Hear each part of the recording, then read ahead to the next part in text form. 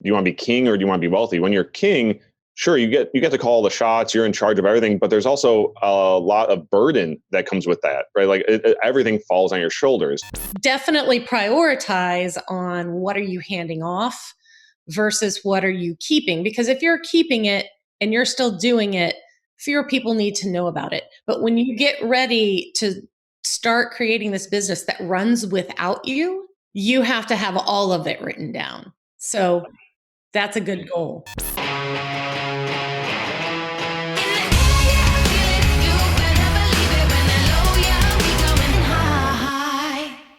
Who are you and what do you do? My name is Susan Fennema. I'm the Chaos Eradicating Officer, CEO for Beyond the Chaos. We help small business owners simplify their operations and manage their projects with the goal of them being able to grow their business, focus on that, and in many cases, be able to get their lives back. So your title here, I think, is great. The Chaos Eradicating Officer at Beyond the Chaos. Where does that come from? When I started the business, I didn't want to just be CEO. I mean, that's so boring. So I actually started going out and saying, I feel like I could tie this to business name. And I did some work on the thesaurus online and found, I'm like, I really like that. So it's Chaos Eradicating Officer, but it's CEO. So then what makes you an expert, or when did you cross that threshold into being an expert? You know, here's the funny thing is that even when I was 3, I was sorting my mother's buttons while she sewed into size, color. I was building graphs. This was my game, right? But over time, working with those small businesses and really helping them put systems in place where they hadn't even been thinking about it, it just came to me that I want to do this for more people. I don't want to just do it for one at a time. What are some of the top challenges or issues that you see these small businesses dealing with? Many of these small business owners are overwhelmed. They're worn out. They don't know where to be spending their time. They're reacting. So essentially, they're letting their business run them instead of them running it. And there are all sorts of symptoms of that. Overwhelm is a big one, though. So the first point you brought over that I thought was really interesting is simplify, streamline, and systemize everything. And I want to kick this off with a quote that I found here that I think might align. And it says, put simply, entropy is a measure of disorder, and the second law of thermodynamics that states all closed systems tend to maximize entropy. Reversing this ever-increasing tendency toward disorder requires the input of energy, and that's why housekeeping is so tiresome. That's a pretty good one. Why is simplifying and streamlining and systemizing everything so important, such a major topic for you? Well, we only have so much bandwidth. You're not just getting to do that thing that you're like, I am so good at this, I should go do this for a living. In fact, you're hardly ever getting to do that. In focusing on simplifying, streamlining, and systemizing, you're taking all the thought that you need to put into repeatable things. You have a checklist or a template to just run down and say, oh yeah, the last time as a small business owner that I brought a subcontractor on, these are the steps I followed. I can just follow them again because I systemized that. And if you're not keeping track of those things, then how do you know if you did them well or not? You know, did that contractor not work out because you forgot to ask a question that now you can add to your list for next time so you don't forget and have that same mistake? So it also makes continuing to streamline and simplify possible if you're doing that. And this applies to everything from what you're selling to how you're communicating to how you're running your day-to-day business. What I find so interesting just about the concept of creating these habits or setting up these systems is we might do it in one spot of our life or one spot of the business, but for some reason there's like almost always this disconnect where we forget we should also do it here or just be more consistent with applying it. I find that I have very detailed, clear systems for my VA. I mean, they're very straightforward and she can just go down the list and it's no big deal. She doesn't have questions. It's great. But when it comes to my sales process that I do, that I'm leading, I know all the steps, but I haven't written them down. That is definitely something on my list to get written down. Definitely prioritize on what are you handing off versus what are you keeping? Because if you're keeping it and you're still doing it, fewer people need to know about it. But when you get ready to start creating this business that runs without you, you have to have all of it written down. So that's a good goal. And I almost feel like sometimes as business owners, we're afraid. It's like there's only capacity for one thing. It's like, do you want to micromanage everything, or do you actually want to grow the business and make money? So as you grow it, it's all about capacity. You only have a limited amount of time to do stuff, meaning that you can only do a few select things. Give away the things you don't like to do. So many small business owners hate the finances. Well, get a bookkeeper. But until you tell that bookkeeper exactly what your expectation is, there's no way they can meet them. So you have to be able to communicate that in writing, something that they can look back at. A quick way to do it is you can record a video, just pop open your Zoom or whatever and record a video of you doing it. But know that those are harder to edit if something changes down the road versus something written. But it could also be a stepping stone, like just to get it out. It could be a prototype, right? Just get it out there first, get it documented, and then it gives you time to go back, and now you can kind of document that video and put it into paper in different formats. Quick point, I was talking to another business advisor, and they had mentioned a tough conversation they have all the time with businesses that are like, oh, but I like doing this thing. Like if they're creative, they like doing the creative side. It's like, just go through that process. What parts do you actually want to focus on, and then build the business around that. Absolutely. I have a colleague who is a software developer, and he loves developing software. He does not want to let that go. But if you're the business owner and you're working on deadline, that's a problem because you get pulled off. So he set it up perfectly. He works on product only. He does not work on custom development for clients. You can make it happen, but you have to plan a way and systemize a way to make it happen. When you have these systems, it lets you be a little more objective when you reflect on the time, it lets you improve the process. So the more systems and things you have in place, or even if it's just a framework or a structure, you can go back to and say, it's because I'm spending too much time here or too much time there. And is that what I really want to be doing? Where should I be doing it? And you can start being a lot more objective with your time management then. Get a project manager involved. Natural instincts, or I also find a lot of small business owners have a little bit of that ADHD, oh, look, a squirrel. New idea. New idea. Let's go run halfway down that path and not finish it, just like we did on all the others, right? And a good project manager can come in and be that implementer to your idea too. Great idea. I can take it from here and actually get your idea to light. We have that opportunity to keep it simple, but we always make things complicated. So why do you think it's such a challenge for us to stay focused? I think that there's a big thing of being a business owner that it's not just about a job or serving clients. It's that you want to create something.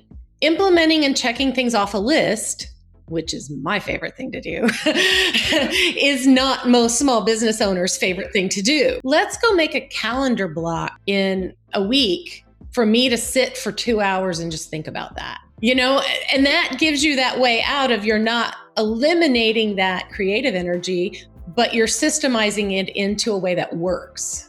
What you're saying is essentially changing behavior. And I think that's one of the hardest things too, is whenever you're changing any behavior and trying to create new systems, is accountability and just trying to stay focused, and also realizing it's going to be hard, right? Because you're doing something different, and usually that involves learning something new. So there's a lot of challenges, and I think that's where sometimes business owners get frustrated, because it's like they want to move fast, they want to get this stuff done, they think that this one next milestone is the end, when really, no, that's only the beginning, because now you have to create the system, we have to do it consistently over time. So I think so often it's that we aren't realizing how big of a challenge we're biting off here, and that we're going to have to do essentially you have to address it like you would anything else that's going to be hard or difficult or challenging. One thing, you should get your vision straight first. What is the goal of your business, right? Do you want to be a consultant day in, day out, always working directly with clients? That's great. That's a different plan. If you want to be a business owner who's able to go on vacation for 2 weeks after all this hard work you've put in, how do you leave? So all those things that you do every day, somebody's got to do, or they have to not be done while you're gone. And so if you can think of it from that perspective, every time you're doing something, is this something somebody else could do for me? How would I tell them what to do?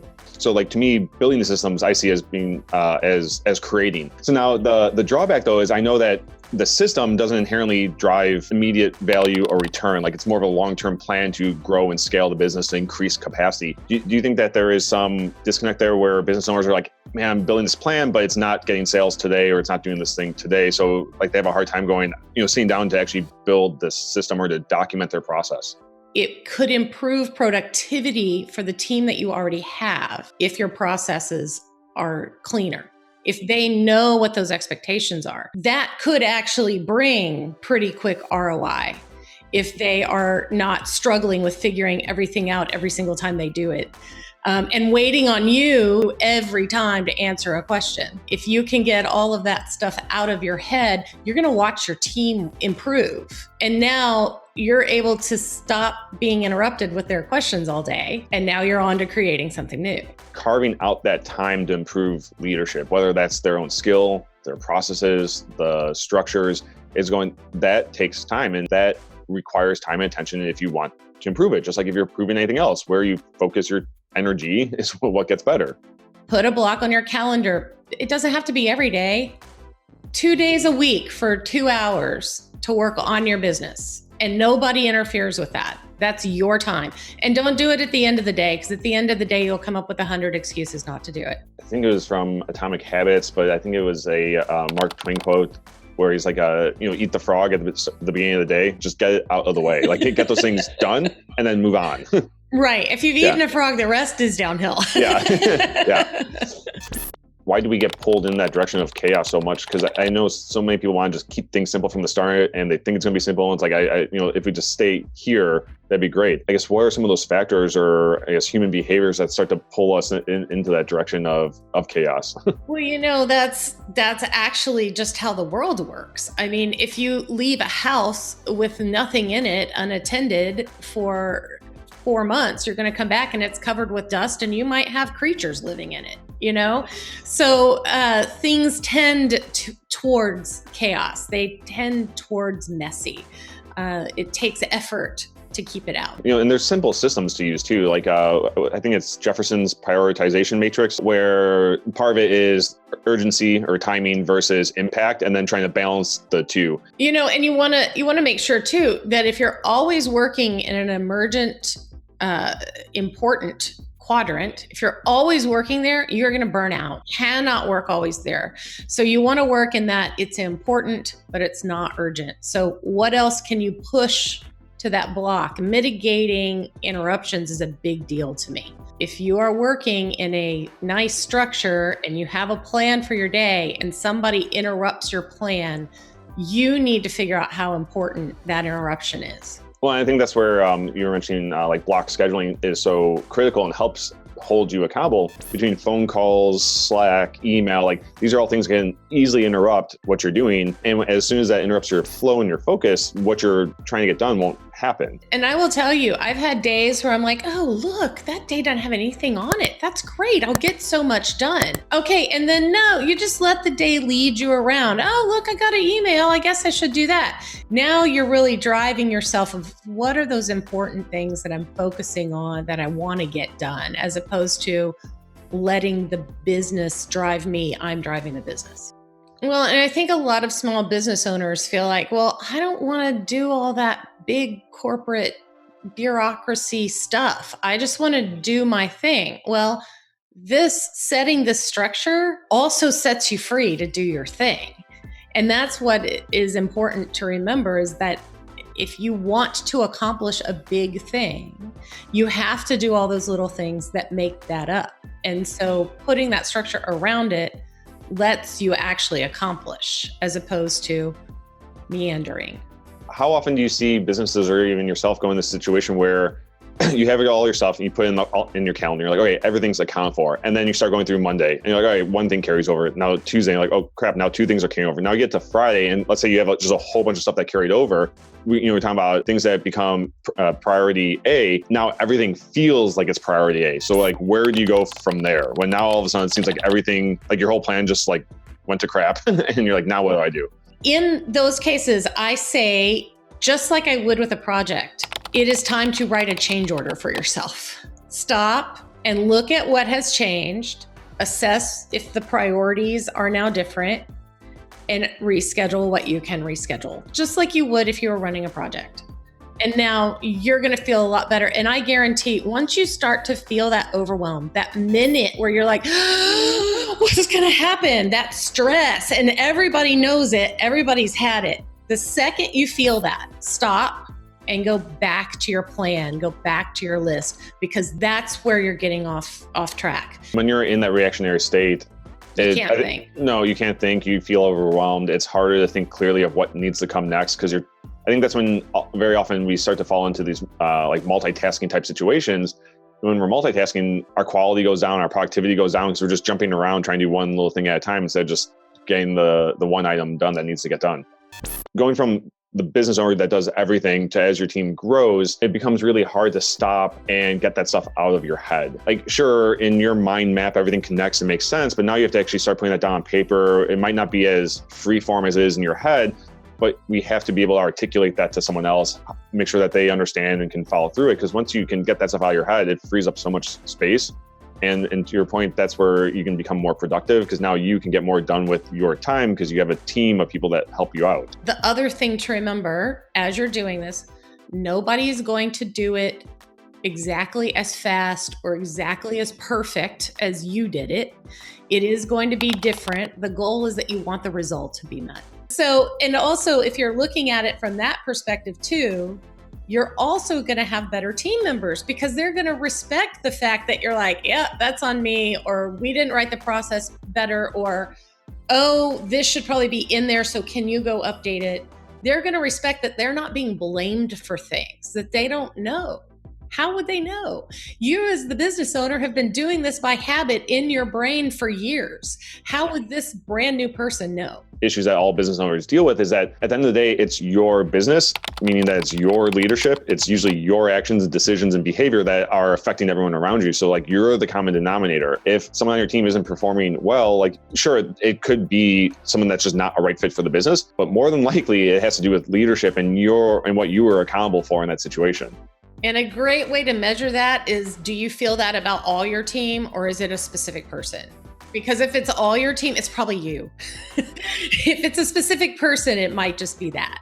I'd say one of my early experiences with leading was when I learned that when you do have someone that's just not a good fit, one of the things that you also have accountability for is either focusing more time and energy to bring that person up to where you need them to be, or making the decision to part ways. And are you carrying this bad situation, not saying that the person's bad, but carrying the bad situation along further than it should be?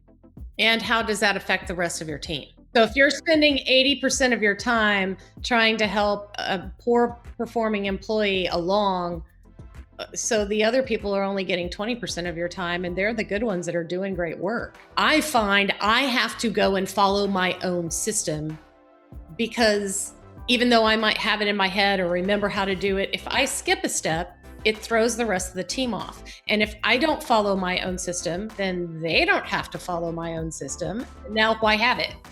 So you're setting that tone. And if you permit people on your team to do whatever they want and not follow your process or system, everybody else is going to say, well, they don't have to do it. Why do I have to do it? Even if they don't say it out loud. That's actually a really good point, in the sense that I was having a conversation about how do you lead by example in a digital age and stuff like that, right? If they know that you're not following all steps or you're not doing the same thing, that goes into leading by example. And if you're not doing it, then like you said, you're giving them permission to not do it also.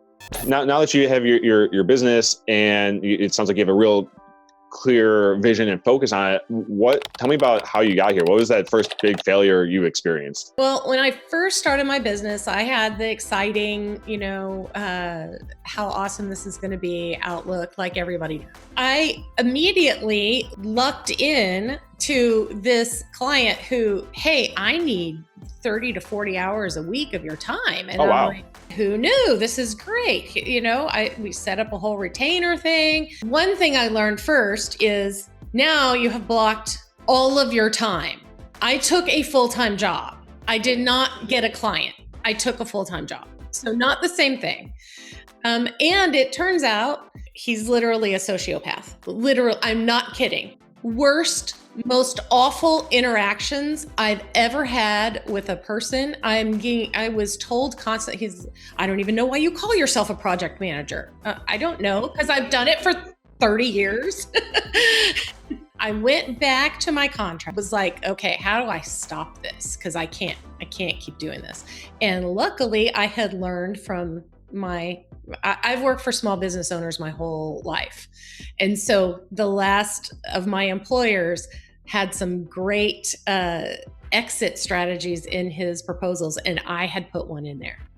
And so I was able to come back and say, we agreed that we could say it's not working, and there's a 2-week exit strategy. And I'm giving you that 2 weeks notice. So one, I learned exactly what I wanted my business not to be. My first instinct was, I don't ever want employees. I just want it to be simple. I want me working with my clients. And I realized right off the bat that's not going to work unless you want to be tied to it like a job. Now you're just a contractor working for people. Yeah, it's funny that you mentioned that, you go start your business thinking that it's going to be like this level of freedom and you're going to make your own calls. And I mean, I've definitely been there quite a few times where I was like, I feel like I went into this to have freedom, right? But ultimately I built my own prison, right? And I was like, how and when did this happen? Do you want to be king or do you want to be wealthy? When you're king, sure, you get to call the shots, you're in charge of everything, but there's also a lot of burden that comes with that, right? Like everything falls on your shoulders. Where if you're going at, hey, I want to be wealthy, I don't care about the some of the stuff in between, like the details, but that means we're going to need a system, we're going to have to increase capacity, we're going to need more productivity, and whoever makes those decisions is fine with me as long as I'm becoming wealthy, right? Like that's the ultimate goal. It's like the goal is to become wealthy. How do we do that? So what's the one piece of advice that you'd give someone who's watching or that you'd hope they take away from this conversation? Sure. So I'm going to share a quote from Dwight Eisenhower that relates to this. Plans are worthless, but planning is everything, right? If you spend the time planning, the plans can go out the window. But you now know, okay, I understand why we set it up that way, and I understand what's involved. So now I know how to adapt. I know how to respond to the emergency or the lack of time or whatever it may be. And so, that's my tip off of this is use your calendar as a tool. Block your time, planning your time, even if it changes. That has great value.